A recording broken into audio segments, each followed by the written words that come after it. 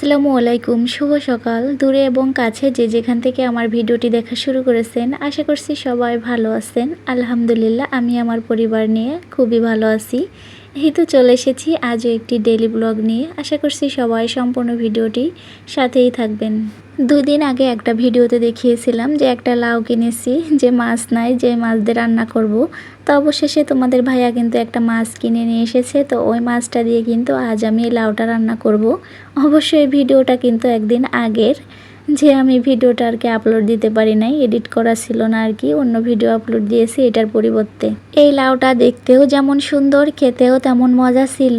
আর দেখো, তোমরা দেখলেই বুঝতে পারবা কতটা সুন্দর, একদম কচি। গত ভিডিওতে আমি কিন্তু বলেছিলাম আমি কিন্তু আজকের ভিডিওতে কমেন্ট পড়ব। তো আপুরা না সুন্দর সুন্দর কমেন্ট করেছে। তো এখন আমি একটা আপুর কমেন্ট পড়তেছি। নাফিজ নাজিফা চ্যানেল থেকে আপুটা লিখেছে, আপু খুব সুন্দর করে ঘরে কাজকর্ম করে অনেক টিপস শেয়ার করলে, আর সেই সাথে অনেকগুলা ভালোবাসা আর কি লাভ হার্টশেপ দিছে। আপু আমি এখনও আসি, কাকের ডাক আমি খুব পছন্দ করি, বাদাম ভাজা আমি খাবো।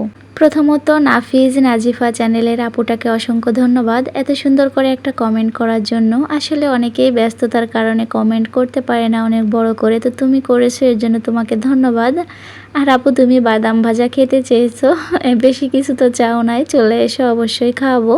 আর আপু আমি না আজকে রাত্রে ভিডিওতে ভয়েস দিচ্ছি, অবশ্য কাকের ডাক শুনতে পাবো না, দিনে দিলে মিস হয় না, প্রতিদিনই ডাকে। মিষ্টি আপুর কমেন্টটা পড়তে পড়তে লাউটা কেটে নিয়েছি, আর এখন কিছু ধনিয়া পাতা কিনেছিলাম ওই সঙ্গে, লাউর সঙ্গে, তো ওটা আর কি এখন কেটে নিচ্ছি। লাউ তরকারিতে না দিলে না অতটা আমার কাছে ভালো লাগে না। তোমরা কে কে ধনিয়া পাতা দাও তরকারিতে একটু জানাইতে পারো।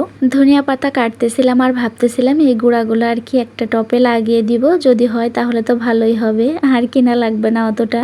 কিন্তু দুঃখের বিষয় আমি গাছ লাগাইলে তেমন হতেই চায় না, আর আমাদের বাসায় তেমন রৌদ্র লাগে না, এর জন্য মনে হয় মোটেই হয় না। মনের খুশিতে লাউ কাটতে কাটতে মাছ ভিজিয়ে রাখিতে আর কি ভুলে গিয়েছিলাম। তো এখন ফ্রিজ থেকে বের করে ভিজিয়ে রাখবো, কিছুক্ষণ পর আর কি কেটে নিব।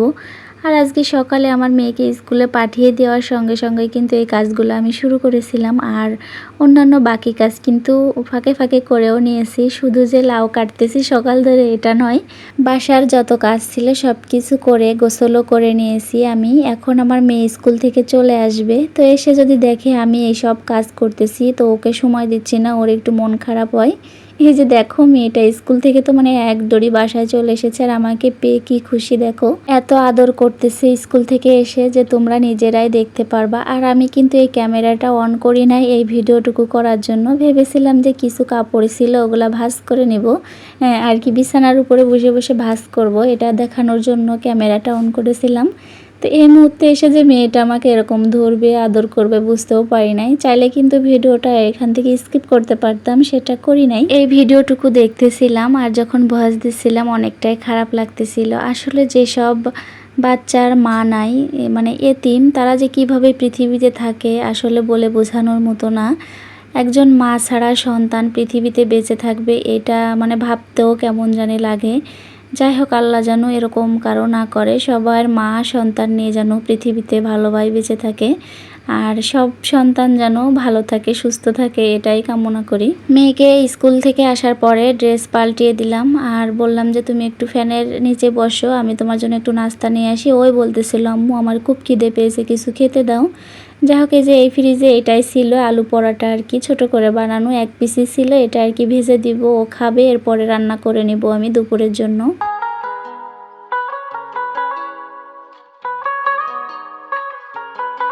মেয়েকে নাস্তা ভেজে এনে দিছি, তা বলতেছে আম্মু আমি একা খাবো না, তুমি হাত দিয়ে খাওয়া দেয় কেমনটা লাগে বলেন তো।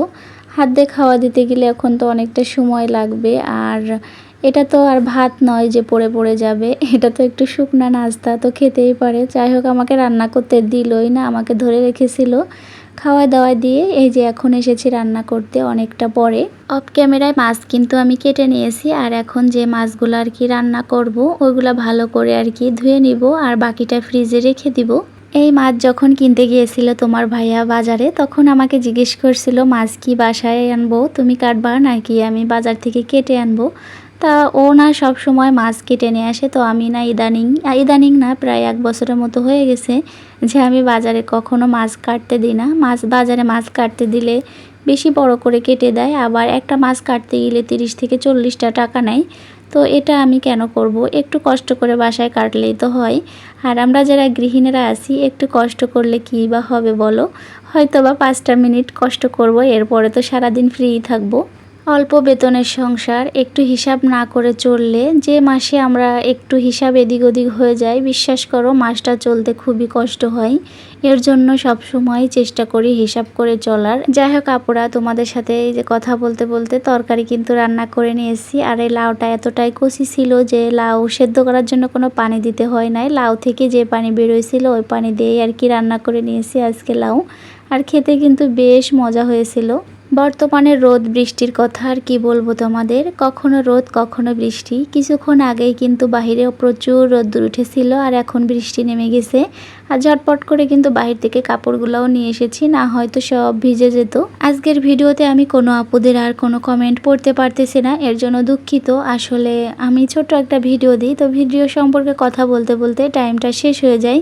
আর এত ছোট ভিডিও দিই, তারপরেও আমার আপুরা মনে হয় না পুরাটা দেখে, কারণ ওয়াচ টাইম বাড়ার থেকে আরও কমে যাচ্ছে দিন দিন বেশি। আমি আর খুবই কষ্ট হচ্ছে। যাই হোক, মন খারাপ হয় মাঝে মাঝে, আবার ঠিক হয়ে যায় যে যার ভিডিও ভালো লাগবে সে দেখবে, যার ভালো লাগবে না সে দেখবে না।